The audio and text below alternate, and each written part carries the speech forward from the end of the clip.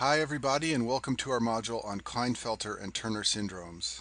Klinefelter and Turner syndrome are sex chromosome aneuploidy disorders. This means these are genetic disorders where the affected individual has an abnormal number of sex chromosomes.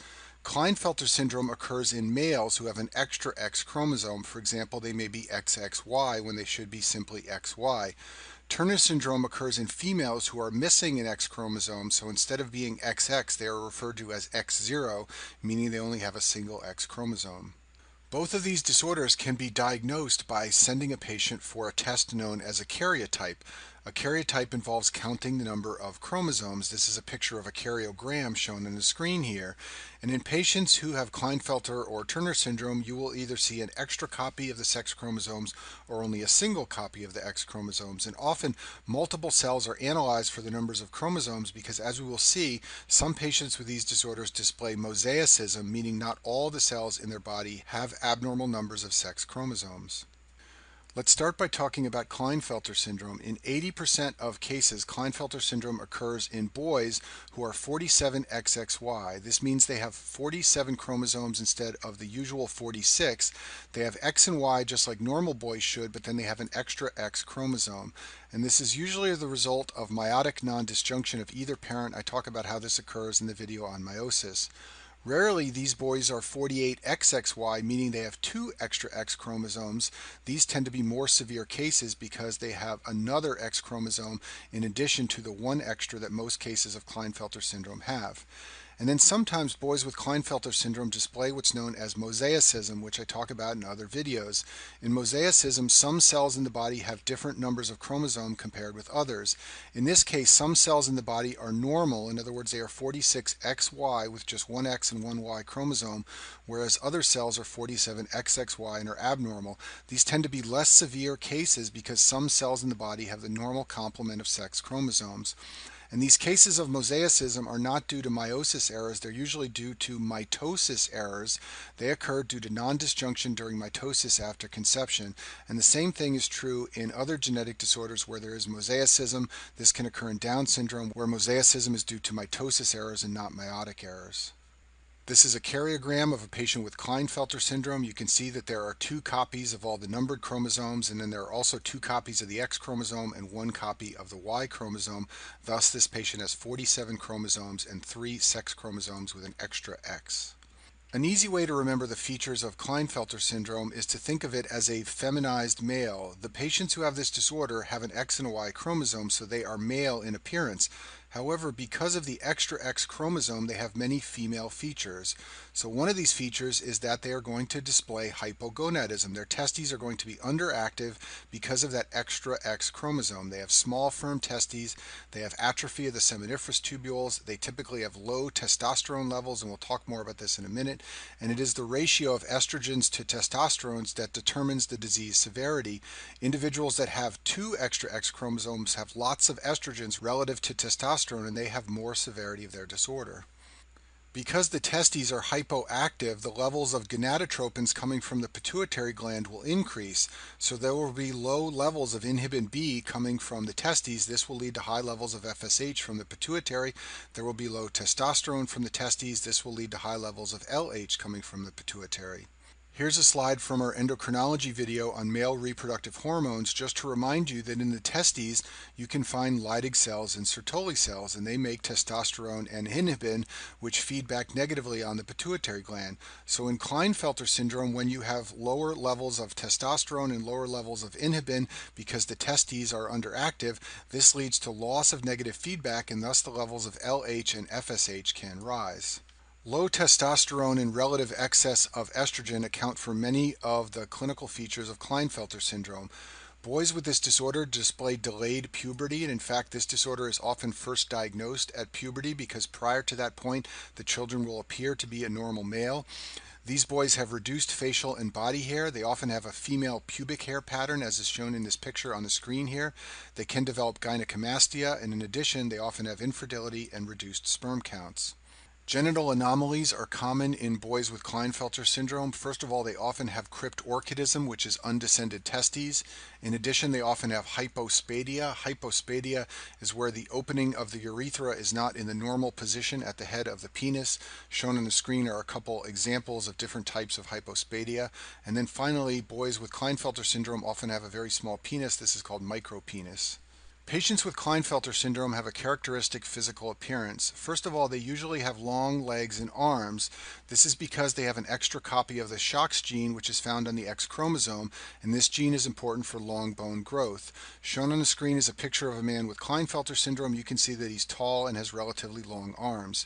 In addition, they are usually described as having a eunuchoid body shape. A eunuch is an asexual individual, so when people say they have a eunuchoid body shape, what they mean is that they are male, but they lack the typical male features like broad shoulders and muscular arms. Patients with Klinefelter syndrome can display cognitive findings. They sometimes have learning disabilities like delayed speech and language development. They also often have a quiet personality, meaning that they are relatively quiet individuals and not very assertive.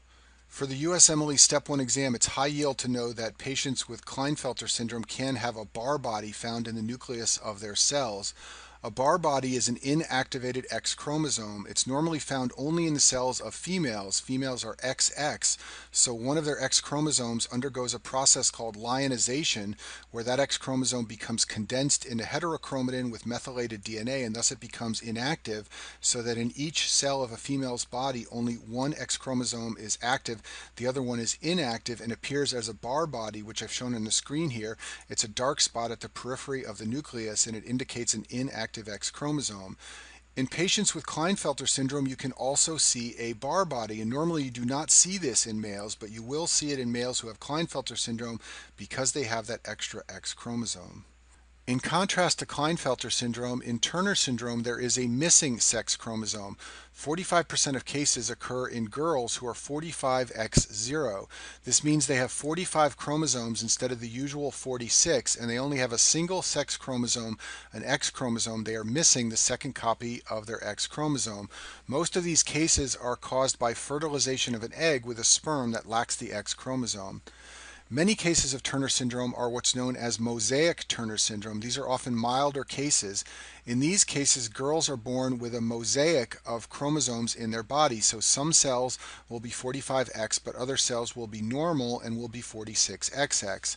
This version of Turner syndrome, mosaic Turner syndrome, is caused by mitotic non-disjunction during the postzygotic cell division stage. And this is common to many genetic disorders.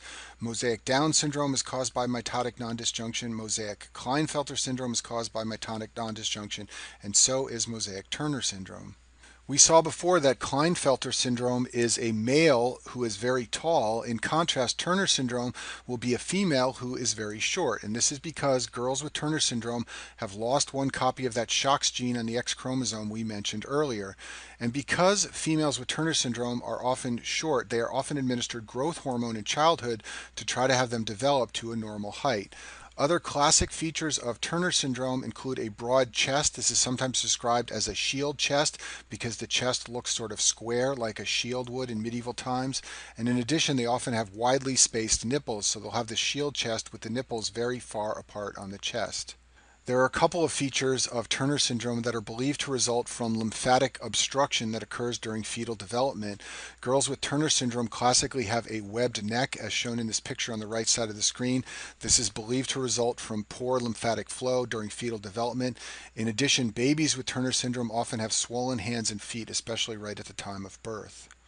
Some girls with Turner syndrome have an anomaly called a cystic hygroma. This is a congenital lymphatic defect. There's a picture of one shown in this child on the screen here. It's a large collection of lymph and cysts. That's why it's called a cystic hygroma.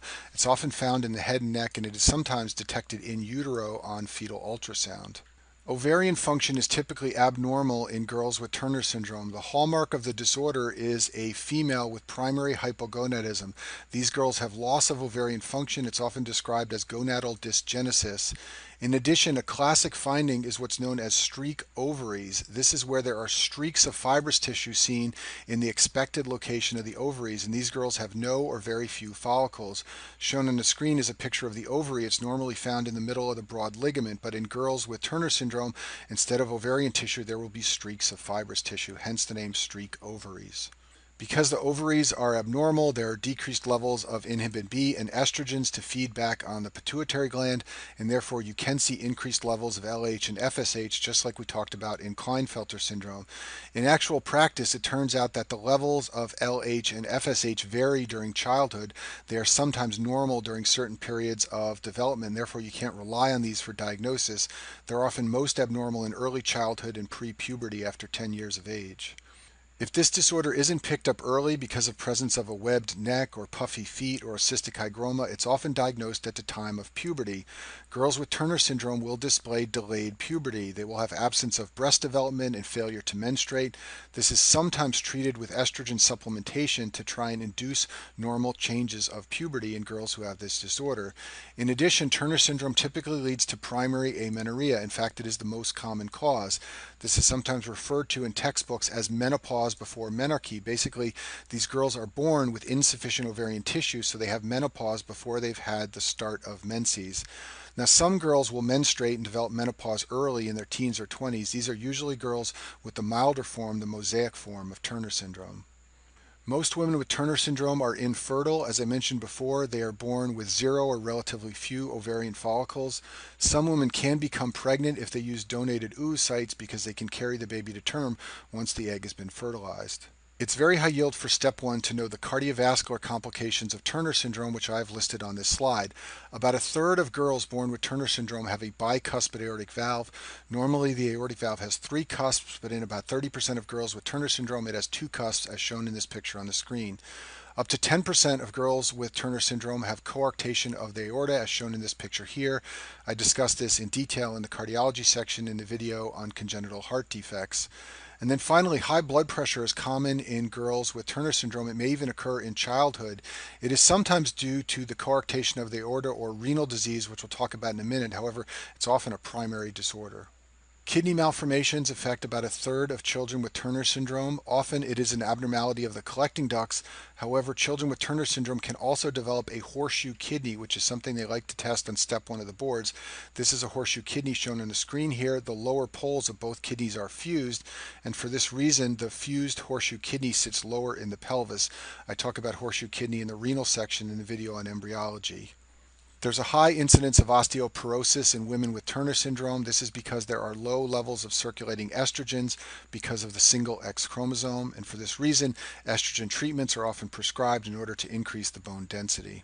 And then finally, women with Turner syndrome often have endocrine disorders. Type 2 diabetes is more common than in the general population, and about a third of women with Turner syndrome have some form of thyroid disease. It's usually hypothyroidism from Hashimoto's thyroiditis.